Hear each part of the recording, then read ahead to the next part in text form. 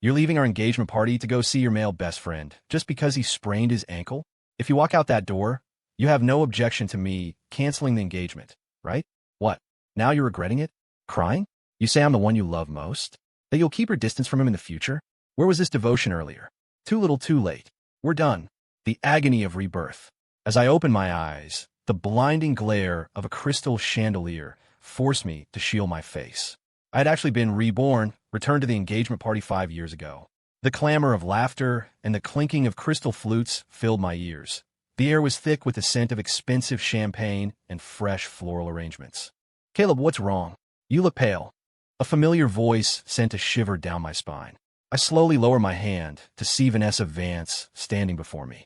She wore a champagne-colored gown, her hair swept up in an intricate chignon that exposed her long, porcelain neck. But her brow was furrowed, her eyes holding a trace of impatience. I'm fine, he replied coolly. I scanned the room, confirming this was the night of my greatest humiliation. The night Julian Thorne called Vanessa away from her own engagement party with a single phone call. We were in the garden of the Vance estate, guests mingling under the stars. My parents sat in a corner, their expressions indignant but restrained. They had always opposed my relationship with Vanessa. Ding. Vanessa's phone chimed. I didn't need to look to know who it was. Julian? What happened? Her voice softened instantly, filled with a concern I had never received. What? You twisted your ankle? Don't panic, I'm coming right now. Vanessa hung up and turned to me, her face a mask of anxious apology. Caleb, Julian got hurt. He's all alone at his apartment. I have to go check on him. Can you handle the guests for a bit? Hearing her words, I couldn't help but chuckle. In my past life, I had bitterly begged her to stay, suggesting we go together after the party. She had flown into a rage, calling me cold-blooded and petty before storming off. I was left alone to awkwardly field questions from the confused guests, covering for her. The next day, I was even coerced into buying a fruit basket to visit Julian. I had been a pathetic fool, consoling myself that love meant tolerance. But this time, since she cared so much about her platonic soulmate, I decided to let them have each other. They could be miserable together. Go ahead. My voice was calm and distinct. But if you leave, we are over. Vanessa's pupils contracted. She hadn't expected this reaction. She froze for a moment before asking, have you lost your mind? Abandoning your fiancé at our engagement party to take care of another man. I raised my voice, drawing the attention of nearby guests. Why would I keep a fiancé like that? I'm better off without you. My volume increased, and several guests turned their heads toward us. Caleb Sterling. My words infuriated Vanessa. How many times have I said it? Julian is just my best friend. He has no family in this city. Vanessa frowned, her tone scolding. I told you, he only has me. Aren't you tired of being so paranoid all the time? The familiar gaslighting made me nauseous.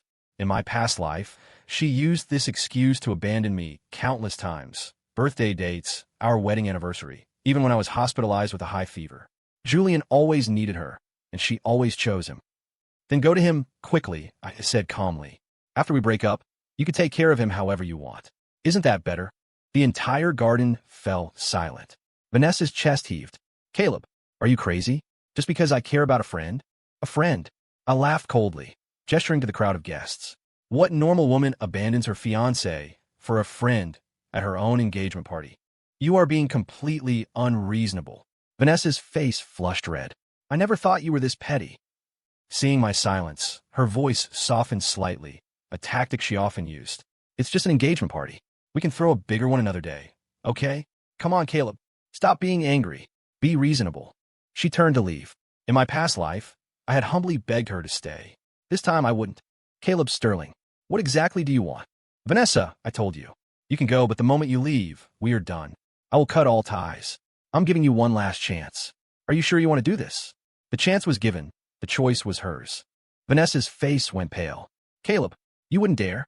Do you know what you're saying? Over something this small. Is a person more important? Or is a party more important? You're unbelievable. If you have the guts, then do it. With that, she turned and stormed off, getting into the car waiting outside. Perhaps in her mind, I was just throwing a tantrum and wouldn't actually follow through. I watched her leave coldly, saying nothing more. Everyone, I picked up a microphone. Thank you for attending Vanessa Vance and my engagement party. However, I regret to inform you that the engagement is canceled. The garden erupted in uproar. Vanessa's mother rushed over, grabbing my arm. Caleb Sterling, do you know what you're doing? Stop talking nonsense. I know exactly what I'm doing. I remove her hand from my arm. For 5 years, I have played the role of the tolerant partner between your daughter and Julian Thorne. But today, I've had enough. My engagement to Vanessa is hereby canceled. We are finished. I turned and walked toward my parents, who had just arrived at my side. My mother had tears in her eyes. My father looked shocked. They had never heard me speak to Vanessa like that. Mom, Dad, I'm sorry. I was wrong. I whispered. It's okay. Let's go, my father sighed. The onlookers whispered. Wait, aren't Caleb's parents the heads of the Sterling Group in Chicago? How is that possible? Isn't Caleb just a lapdog? Sitting in the car, my mother finally broke down sobbing. Caleb, what happened? I watched the streetlights streak backward outside the window. Memories of my past life flooded back like a tide. The nights Vanessa stood me up, the look in my daughter's eyes asking, why isn't Mommy coming home? And finally, the blinding headlights and the screech of brakes. I made the best decision of my life, I said. My father looked at me through the rearview mirror. Are you really sure this time? You fought us, willing to give up your inheritance rights just to marry that Vance girl. Is this just a spat? Dad, it's not a spat. I'm really done. I want to come home. I interrupted him. If you're still willing to have me. Of course, of course. Mom's eyes were wet. It's never too late to come home. Father's gaze grew complex. Son, you know I always hoped you'd give up on the Vance girl and take over the business. You have the capability. It's a shame you insisted on running to her family. You've been hurt. I'm sorry, Dad, I said. If you give me a chance, I will prove my worth. But not by taking over the main company immediately. I want to start a subsidiary. The project is too big, and the Sterling Group is too entangled right now to pivot quickly. Do you have an idea? Father asked, puzzled. Yes. Healthcare, he replied. That is the future of the industry. Father was silent for a long time before finally nodding. Fine, I'll give you $10 million in seed funding. I want to see preliminary results in 6 months. 3 months, I said. I only need 3 months to get the prototype out. We'll be profitable in a year. Back at the Sterling estate, I immediately began drafting plans. In my past life, blinded by love, I had abandoned my family's resources and my own ambitions. In this life, I would hold my destiny firmly in my own hands. The next day, I received over a dozen calls for Vanessa. I ignored them all. That evening, Vanessa brought Julian to my apartment, claiming she wanted to apologize and explain the misunderstanding. When the doorbell rang, I was organizing the business plan for the new company. Through the peephole, I saw Vanessa standing there, flanked by the figure I knew all too well, Julian Thorne. Caleb, I know you're home. Vanessa's voice came through the door. Open up. Julian was so worried about your misunderstanding that he insisted on coming over to apologize personally. My hand paused on the handle, but eventually I opened the door. Since I was reliving this life, some things needed to be said face to face. Vanessa wore a pale pink dress, her makeup flawless, holding an exquisite gift box. Julian, dressed in casual wear, had an exaggerated bandage wrapped around his left ankle and leaned on a crutch, wearing a look of practiced frailty. Caleb, Vanessa started. Well, at least you opened the door. This is for you. A peace offering from Julian. She held out the box. If you have something to say it fast. I don't need the gift. I didn't take it, just looking at them coldly. Caleb, bro, there really isn't anything going on between me and Nessa. I only see her as a big sister. Julian hobbled forward, his voice dripping with grievance. It's all my fault for being clumsy. I can't even leave the house without twisting my ankle. How can we blame you, Julian? Vanessa immediately supported him with a look of heartache, then turned to explain to me. Julian couldn't even walk after twisting it yesterday. It happened because he was trying to get ready for our engagement party. I couldn't just leave him alone, could I? He feels terrible that the engagement was canceled because of him. I watched their rehearsed performance, scenes from my past life flashing through my mind. Every date, every significant anniversary, Vanessa would leave because of Julian's sudden emergencies. Even when our daughter was hospitalized with a high fever, she rushed off because of a single phone call from him. So, I said calmly, why exactly are you here today? Vanessa bit her lower lip, a gesture that used to make my heart soften, but now only annoyed me.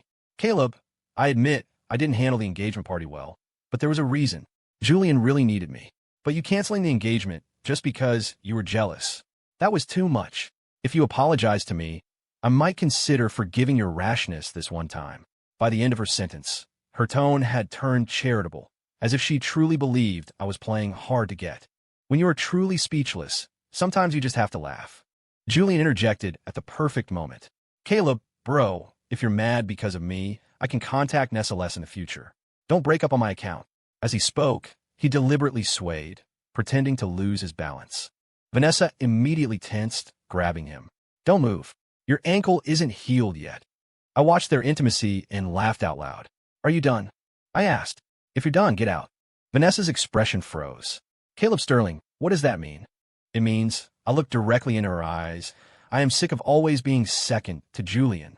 Sick of worrying that every date will be interrupted because he suddenly got sick or had an accident. Sick of my fiancé valuing another man more than me. Julian's face changed. Caleb, how can you say that? Nessa and I are really just. Just what? I interrupted him. Just pure friendship? Then why does he call precisely every time we have a date?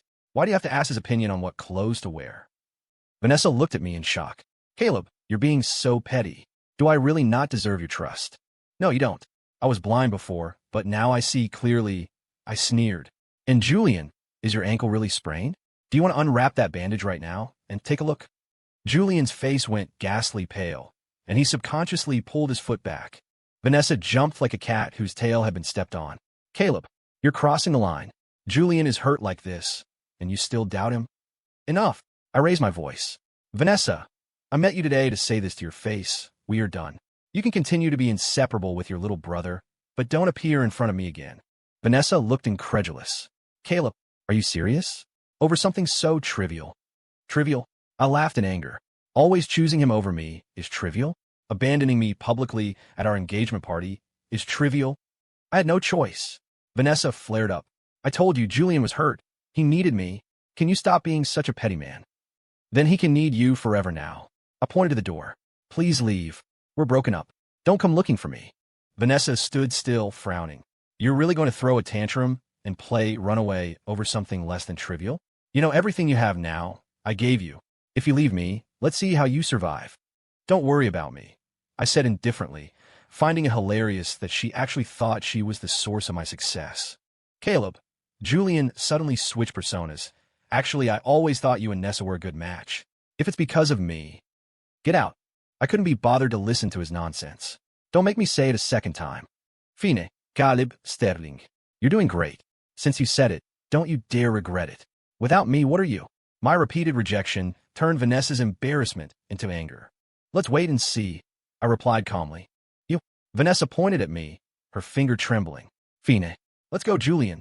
Ignore him. Since he wants to be jealous, let him suffer out in the real world and learn a lesson. But how will Caleb live if he leaves? I said, don't worry about him. Let's go. With that, she supported Julian and they left. When they were finally gone, I let out a long sigh and pulled out my phone, dialing a number. Marcus Reed? This is Caleb Sterling. Regarding that paper on medical AI, I'd like to talk to you in person. A week later, I moved to San Francisco, started building a team, and completely cut off contact with Vanessa. The first person I recruited was Marcus Reed, a genius programmer who had been overlooked in my past life. Back then, Vanessa had rejected my recommendation of him because she didn't like his weird personality. This time, I visited his rundown rental apartment myself. When Marcus opened the door, his hair was a mess, and behind his glasses were wary eyes. I told you I'm not interested. Mr. Reed, I think you can spare me a few minutes. I handed him a file. Read this first. It was a paper on medical AI that Marcus had written 3 years ago. After being rejected by mainstream journals, he had published it on a personal blog. In my past life, its value wasn't discovered until after he died in a car accident. Marcus's expression changed. How did you find this? I know its value. I look him in the eye. I also know about your breakthrough in medical image recognition algorithms. Marcus, I'm not here to hire you. I'm here to invite you to be a partner. Marcus's eyes lit up. 2 days later, he appeared in my temporary office with his laptop. Another week passed, and he hesitantly asked if his sister could intern.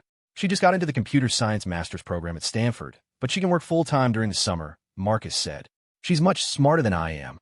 I initially wanted to refuse. I had almost no impression of Maya Reed from my past life. But thinking of Marcus's value, I reluctantly agreed. Have her report next Monday. Monday morning, I was reviewing the business plan when there was a light knock on the office door. Come in.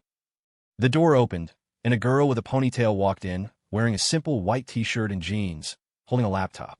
She had large eyes similar to Marcus's, but her gaze was sharper, more spirited. Hello, Mr. Sterling. I'm Maya Reed. Her voice was crisp and pleasant. Thank you for giving me this opportunity. Your brother says you're good with algorithms? I won a gold medal at the ICPC World Finals, she said calmly, without a hint of boasting. Recently, I've been researching the application of neural networks in early cancer screening. My pen stopped on the paper. That was exactly the core direction of our project. Show me, I said. 3 hours later, Marcus, Maya, and I were still debating fiercely in front of a whiteboard. This 20-something girl's understanding of deep learning shocked me. Some of her optimization proposals even surpassed our lead researcher. You're hired, I finally said, not as an intern, as a full employee, responsible for algorithm R&D. Maya's eyes sparkled. Really? But I haven't graduated. I'll coordinate with the university, I said. Talent doesn't have an age requirement. 3 months later, our first product, an AI-based early screening system for lung nodules, completed clinical testing. The accuracy rate reached 96%, far exceeding the industry average. My father came to see the demo as promised. Afterward, he patted my shoulder, a rare gesture. Next Monday is the board meeting. You're coming to present. That night, the team held a celebration dinner. Maya had a little wine, her cheeks flushed, and ran out to the balcony for some air. I walked over with 2 glasses of juice. Here, I handed her one. Don't drink too much. There's code to write tomorrow. She took the glass, her fingers accidentally brushing mine, and she immediately pulled back. Thank you, Mr. Sterling. Call me Caleb in private, I said. You and your brother are the core of this team, not just employees. She turned to look at me. Under the moonlight, her eyes looked like obsidian. You know, my brother said the best decision he ever made was agreeing to join your team that day. I looked out at the city lights of San Francisco, and the best decision I ever made was giving you 2 a chance. Maya suddenly smiled. I heard you gave up a wealthy socialite fiancé to start this company. She chose her male best friend, I said lightly, surprised that I no longer felt the pain. Sometimes losing something is a stroke of luck. Was the best friend better than you? Maya asked, tilting her head. A garbage human being who relies on deceiving women. A waste of space. In the heat of the moment, I blurted out my disgust for Julian, immediately regretting it. How could I say such things in front of a woman? Sorry, I shouldn't have, I said awkwardly. No, I'm glad you're willing to tell me, Maya said seriously. It means you trust us. In that moment, I realized that spending one afternoon with Maya Reed made me feel more relaxed and happy than 5 years with Vanessa Vance ever had. 6 months later, the company's valuation broke $1 billion, and I was named top of the Fortune 30 under 30 list. The day after the magazine hit the stands, I received a call from Vanessa. It was the first time in over a year. Caleb, I'm sorry. Her voice trembled. Can we meet? Caleb, can we meet? Vanessa's voice came from the phone, carrying a softness and pleading tone I had never heard in my memories. I stood before the floor-to-ceiling window of my office, overlooking the glittering night view of San Francisco. My fingers unconsciously tapped against the window frame. Anything you have to say, you can say over the phone. My voice was so calm it sounded foreign even to me. There was silence on the other end for a few seconds, followed by a soft sigh. I know you're in San Francisco now. I'm here on a business trip. Let's just catch up as old friends. The corner of my mouth pulled into a cold sneer. The Caleb of my past life might have been ecstatic at the term old friend, but now I only felt the absurdity of it. 5 years of marriage, countless instances of abandonment, and finally, the lives of myself and my daughter. I'm very busy, Ms. Vance. I deliberately used the distant title. If there's no business to discuss, let's leave it at that. Wait. Her voice suddenly became urgent. Our company is very interested in your AI medical system. We want to discuss a potential partnership. My finger paused on the frame. The Vance Group's main business was traditional medical devices, which did intersect with our technology. But I knew this was just an excuse. In my past life, at exactly this time, the Vance Group was facing a cash flow crisis due to Julian's bad investment advice. Tomorrow morning at 10. Come to my office. I spoke briefly and hung up. Turning around, I saw Maya standing at the office door, holding a stack of files, looking a bit awkward. Sorry, Caleb. Mr. Sterling. I didn't mean to eavesdrop. She walked in and placed the files on my desk. This is the final plan for next week's launch. I nodded, noticing her hesitation. Is there something else? Maya bit her lower lip, a habit that made her look younger than she was. Was that Vanessa Vance? Your ex-fiancée? I raised an eyebrow at her. You know of her? Business Week published your story again last month. Her voice grew quieter. After all, the drama between you two was quite sensational. I couldn't help but chuckle. The media always loved a dramatic narrative. But as I laughed, I suddenly realized a problem. Wait, did that article mention my current company? Maya nodded. Not only mentioned it, but it also detailed our technical direction. Caleb, is there a risk? My expression turned serious instantly.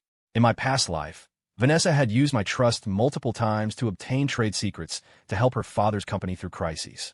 Since being reborn, I had kept a low profile specifically to avoid attracting the Vance Group's attention too early. Get the head of PR in here, I decided quickly. We need a strategy. Maya turned to leave, but I stopped her. Tomorrow, Vanessa is coming to the company. You and your brother will attend the meeting too. Her eyes widened. Us? But that's a business negotiation. Exactly. I looked her in the eyes. I need people who actually understand the tech to be there, to stop her from fishing for key information. Maya's expression shifted from surprise to understanding, finally settling into a firm nod. Understand? The next morning at 9:50, I stood in the conference room, watching through the glass wall as Vanessa signed in at the front desk. She wore a beige business suit, her hair in an elegant bun. Every gesture was still that of the heiress I remembered. When she walked into the conference room and her eyes landed on me, I clearly saw a flash of shock. It wasn't surprising. Since my rebirth, I had lost the weight I gained from depression in my past life. My tailored suit outlined a fit physique, and my eyes no longer held that careful desire to please. Caleb, she called softly, a tremor in her voice. Ms. Vance, please sit. I gestured to the seat across the table in a businesslike manner. Let me introduce you. This is our CTO, Marcus Reed, and our head of algorithms, Maya Reed. Vanessa's gaze swept over the Reed siblings, lingering on Maya for a few seconds. I noticed a microscopic frown. Previously, whenever she saw young women working near me, she would make that face, and I, to keep her from getting angry, would distance myself from female colleagues. Let's keep this brief. I turned on the projector. This is our product line and cooperation model. You can see which aspects fit your company's needs. Throughout the meeting, Vanessa was absent-minded. She kept trying to steer the conversation from business to personal matters, asking about my life, even mentioning, remember that restaurant we used to go to? Whenever this happened, Maya would timely interject with technical details, pulling the topic back on track. Twice, Vanessa tried to ask about the core logic of the algorithm, and Marcus flatly refused to answer on the grounds of trade secrets. Halfway through, the receptionist knocked. Mr. Sterling, your 11 o'clock appointment arrived early. I stood up. Apologies, Ms. Vance. We'll have to continue another day. Vanessa clearly hadn't expected the meeting to be so short. She stood up hurriedly. Caleb, can we talk alone? Just for a moment. I'm very busy. I organized my files without looking up. Maya, please walk Ms. Vance out. When the conference room door closed, Marcus let out a long breath. She wasn't here to discuss partnership at all. I know, I sneered. I never intended to work with her. She wanted to fish for information, and I wanted to see what she was up to. It looks like her father's company really is tight on cash if they need new tech to boost their stock price, Maya said thoughtfully. The way she looked at you. It wasn't how one looks at an ex-fiancé. I looked up at her and found her staring at the door with a complex expression. In that moment, I realized something. Does that bother you? What? No. Maya's face flushed red instantly, and she frantically gathered the files. I was just being observant. Occupational hazard. Purely occupational. Marcus looked at his sister, then at me, and suddenly coughed. I'm going to check the code for next week's demo. He bolted out of the room. Only Maya and I remained, a strange awkwardness filling the air. Mr. Sterling, Caleb, I interrupted her. Call me Caleb in private. She looked up, her eyes brightening. Caleb, I think you shouldn't meet her alone. The sudden advice stunned me. Why? I don't know. Maya twisted her fingers. But the way she looks at you, it's like someone looking at a treasure they threw away and realized was valuable. People like that are dangerous. My heart softened. In my past life, no one had ever cared about me so directly. Vanessa only demanded understanding and tolerance, never considering my feelings. Thanks for the warning, I said softly. But don't worry. I know exactly what kind of person she is, better than anyone. 3 days later, my premonition came true. Marcus rushed into my office, face pale. Someone tried to breach our code repository.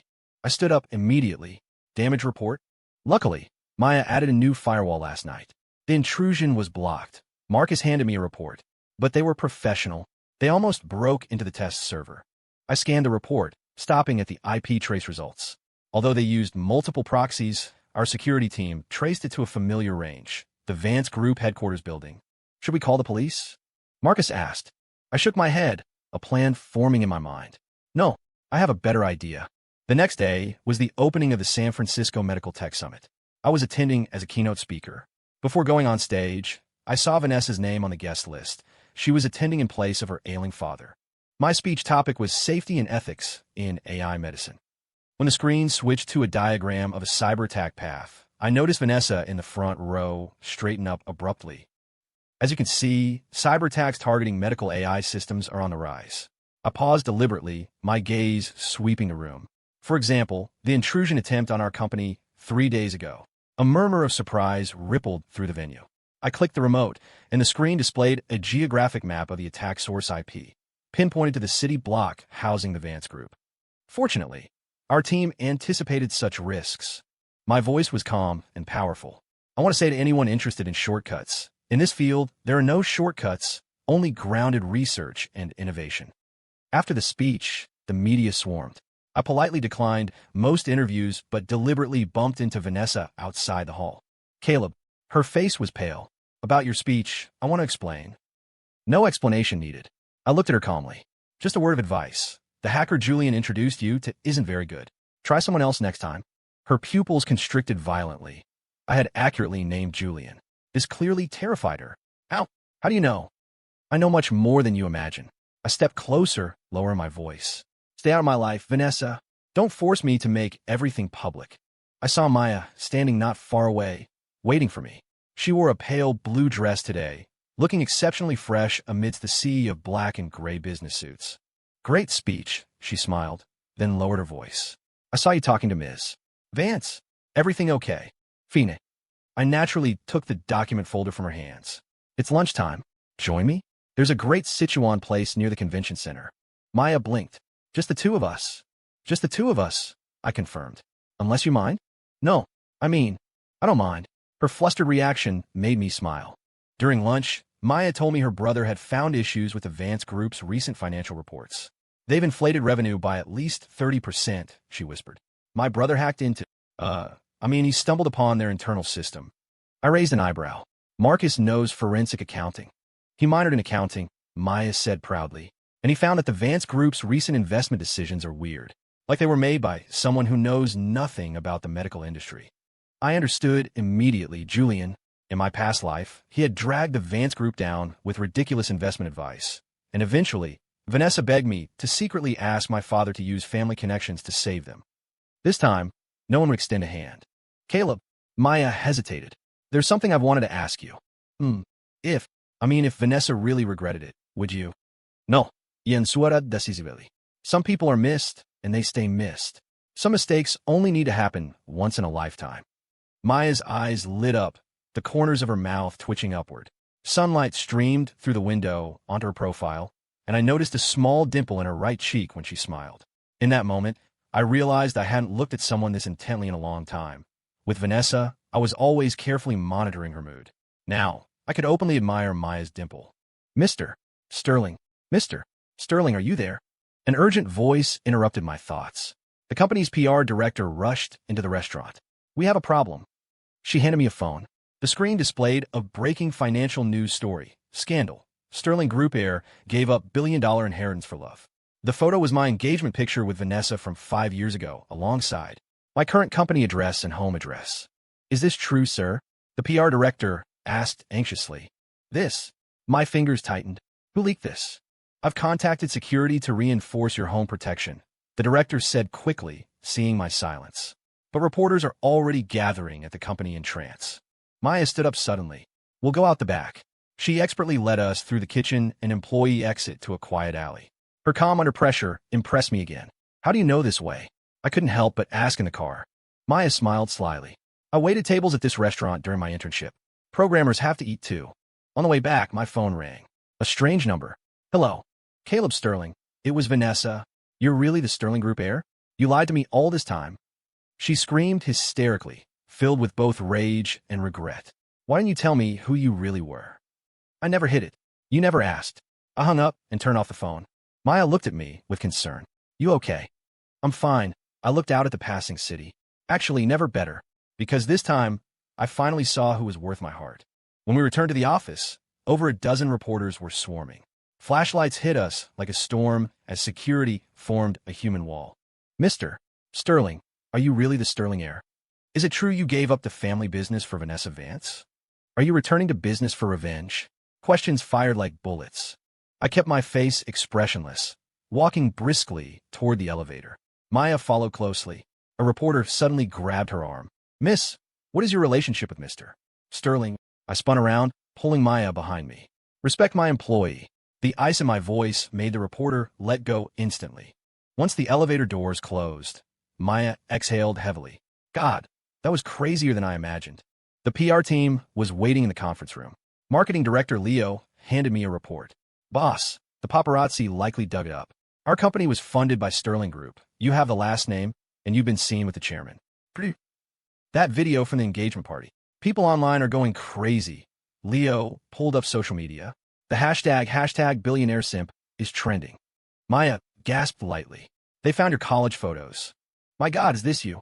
On the screen was a photo of me at 20, wearing a bespoke suit on the Sterling Group stage, the massive family logo behind me. My eyes then were bright and confident, a stark contrast to the careful man I became with Vanessa. That's me, I said briefly. Ancient history. No, this is important. Maya's eyes shone. This shows you not only have technical vision, but management experience with a business empire. We can use this. She quickly sketched something on her tablet. We can craft a narrative. Genius heir rebuilds tech empire. Shift the focus from romantic gossip to a business legend. I looked at her plan and had to admit it was brilliant. The self that Vanessa suppressed was being easily awakened by a girl I'd known for less than 6 months. Let's do it, I agreed. Leo, contact Forbes and Bloomberg. I want an exclusive interview. The next 48 hours were like a war. I accepted 3 mainstream interviews, admitting I left the family business for love, but had returned with new technology. The PR department's contrast photos, the 20-year-old heir versus the current tech mogul, went viral. Maya led the tech team in overtime to prepare for next week's Global Medical Tech Summit. This was the industry's highest stage, and our AI diagnostic system would debut internationally. On the third morning, the receptionist stopped me. Mr. Sterling, a package for you. From Ms. Vance? It was a blue velvet jewelry box. Inside lay the engagement ring I had returned to Vanessa. Under the ring was a note. Caleb, I'm sorry. You've been angry long enough. Can we meet and talk openly? Sir, return to sender? The receptionist asked carefully. No need. I handed the box back. Donate it to a charity auction. Anonymously. As soon as I entered my office, Marcus rushed in. We have a problem. Vance Group just released a teaser for an AI medical product. The features are almost identical to our core product. I immediately opened my laptop to check the press release. The Vance Group announced the launch of an intelligent imaging diagnostic system, with marketing slogans and technical specs suspiciously similar to the product we were set to launch next week. They couldn't have developed a similar product in such a short time. Marcus was sweating. Unless they stole our code, I finished calmly. Check the server access logs. Half an hour later, the truth was out. 2 weeks ago, someone had logged into the code repository remotely using Marcus's credentials and downloaded the core algorithm module. The login IP showed Hangzhou, impossible as we were in the US, but the tech team traced the real address through the proxy, the Vance Group R&D Center. It's my fault. Marcus went pale. My laptop was stolen for 5 minutes at a coffee shop last week. I didn't think much of it. No, this is my oversight. I shook my head. I should have anticipated they would use dirty tactics. Maya stood up suddenly. It's not over.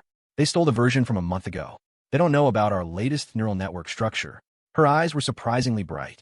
Caleb, we can adjust the demo to show the iterated technology. I looked at the anxious faces of my team, my gaze finally resting on Maya.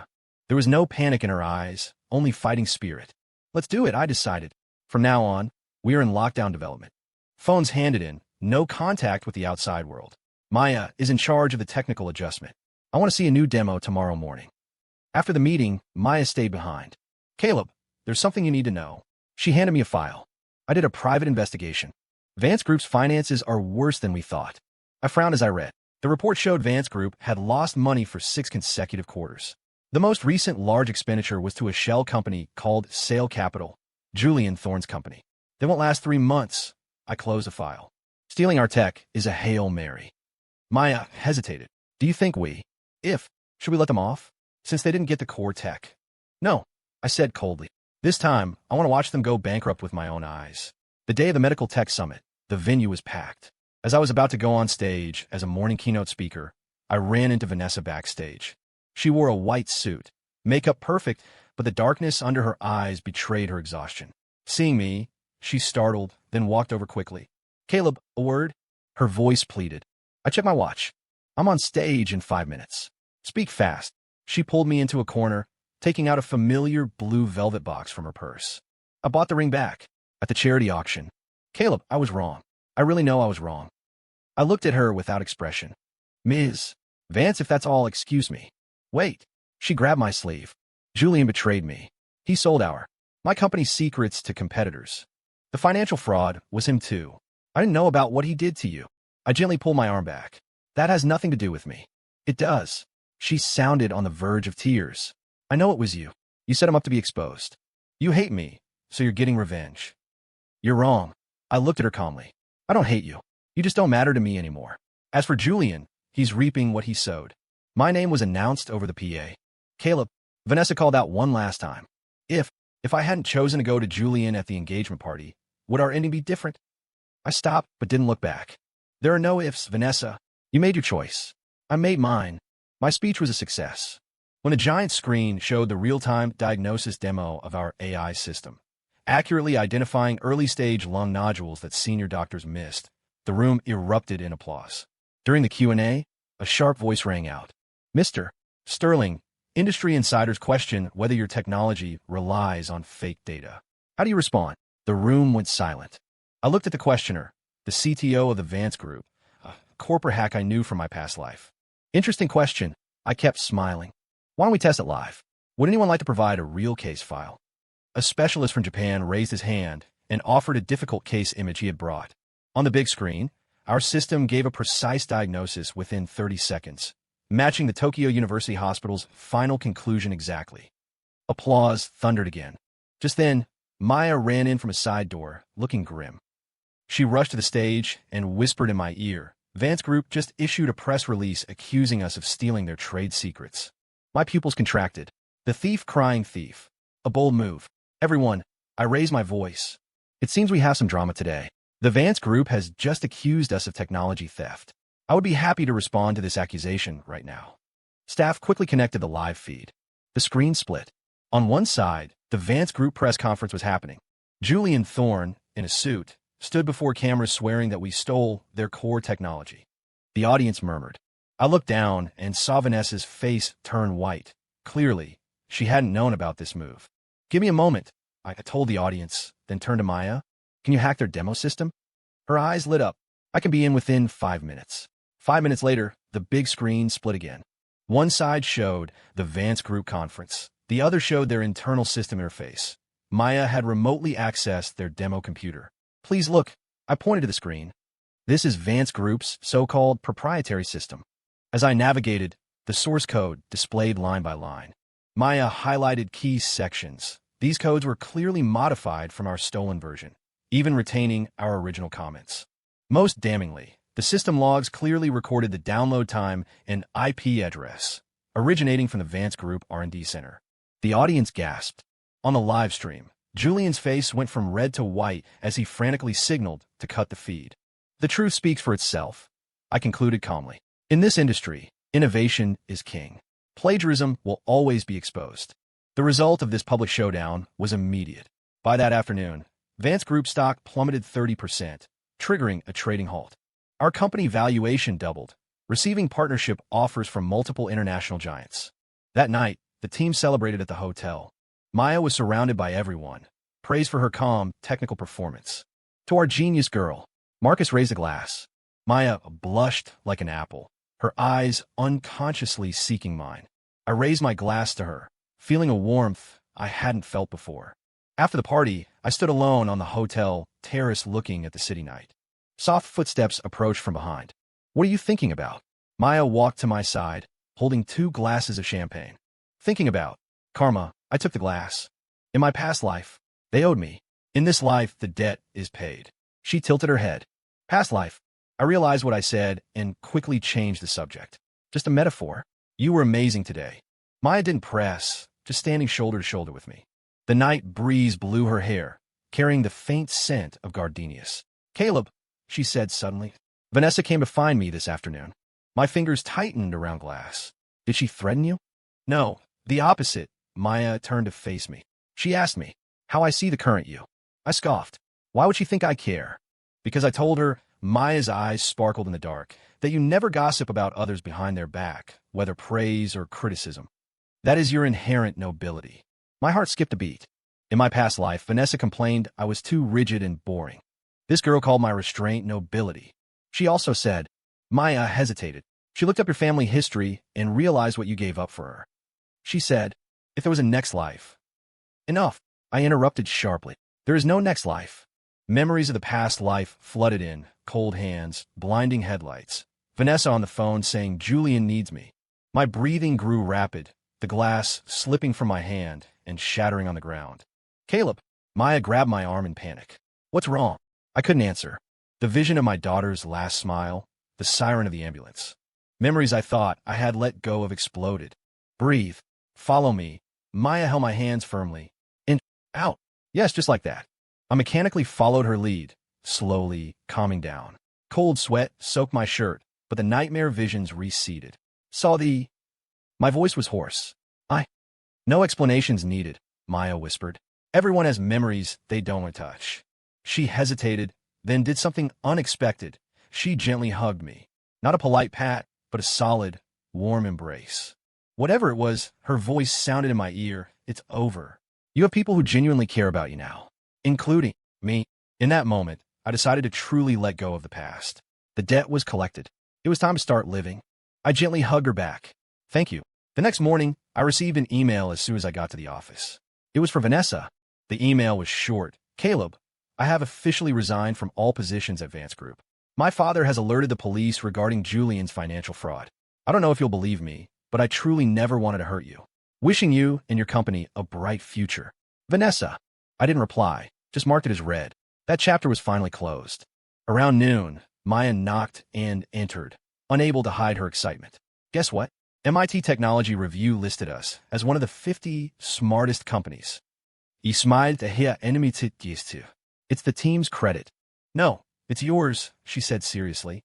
Without your leadership and vision, we wouldn't be here. Sunlight hit her profile, lighting up the fine hairs on her skin like gold dust.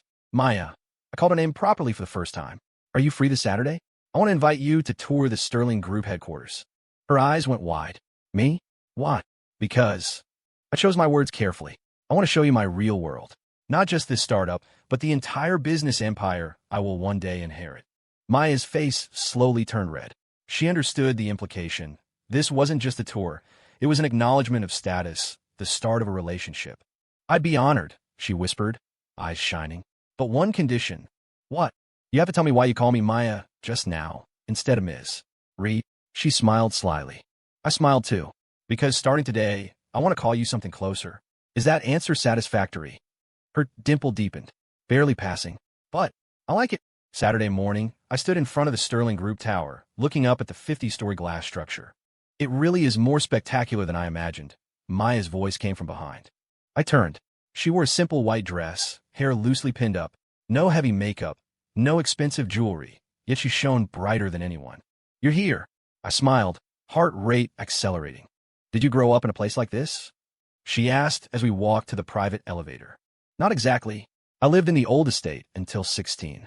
Father only brought me here to see the business world. The elevator went straight to the penthouse. When the doors opened, Father's chief of staff, Mr. Lin, was waiting. Young master, Mr. Lin bowed slightly, glancing curiously at Maya. The chairman is waiting in the conference room. Thanks, Mr. Lin. I nodded. This is Maya Reed, our CTO. As we walked down the hall, Maya whispered, Why did he call you young master? Is this the 21st century? I chuckled. Sterling family tradition. Father is chairman. I am young master. Someday my kids will be little masters, whether we like it or not. Father stood by the window. He turned, his gaze landing directly on Maya. Dad, this is Maya Reed. I introduced. Chairman Sterling. Maya greeted politely, neither humble nor arrogant. Father offered a rare smile. Ms. Reed, I've heard much about you. Your performance at my son's demo was excellent. I raised an eyebrow. Father had watched the summit? For the next 2 hours, Father personally toured us through the core departments. Surprisingly, he showed great interest in Maya's technical questions. Your father is different from what I imagined, Maya whispered later. He seems to really appreciate innovation. That's because you're talented enough, I said. In his eyes, talent outweighs background. The final stop was the Sterling Medical Research Center. This is our most valuable asset, Father said, passing a retinal scan. Decades of patient data.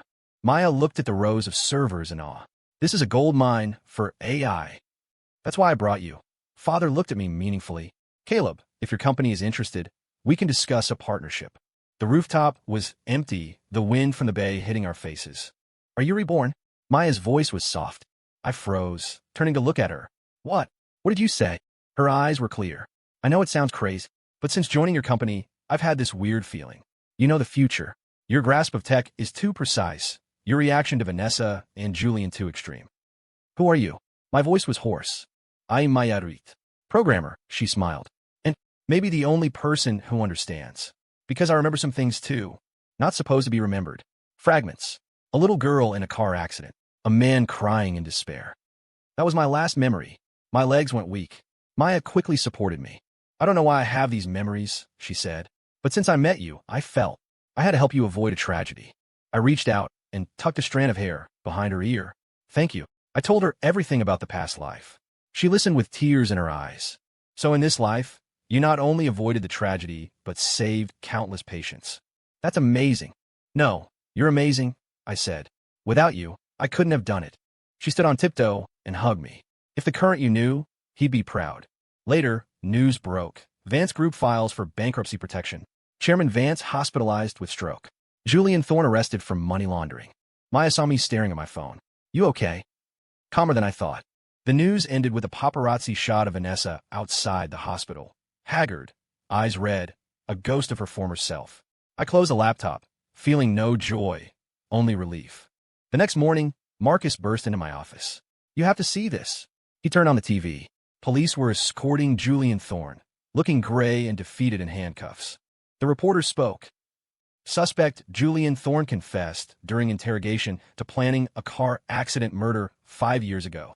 Well, in a timeline he claims to remember. Evidence found on his drives suggests premeditated plans against Caleb Sterling. My coffee cup rattled.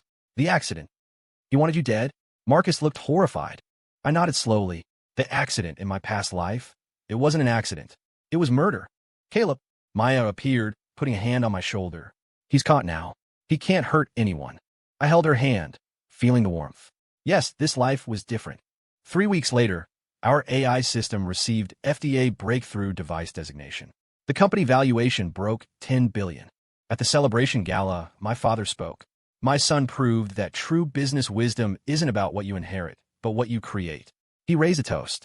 Sterling Group will support his innovation as a majority shareholder. After the party, I walked Maya home along the Embarcadero. The Bay Bridge lights shimmered on the water. I have a question, Maya stopped. If one day you find out I'm not just Maya Reed, what would you think? I'd be grateful, I whispered. Grateful that fate gave me a second chance, not just for revenge, but to meet you. Under the moonlight, I took out a small box. I was going to wait for your birthday next week. I opened it to reveal a simple diamond ring. But now feels right. Maya gasped. Maya Reed, I said, I want to formally, seriously start a future with you. Will you be my girlfriend? Tears welled in her eyes, but she smiled brilliantly. I thought programmers weren't romantic. I'm learning, I smiled. So, your answer? My answer is, she leaned up and kissed me. Yes. The kiss was light, but electric. As I deepened it, I heard laughter on the breeze, like a blessing or a goodbye to the past. A new story had begun. Story complete.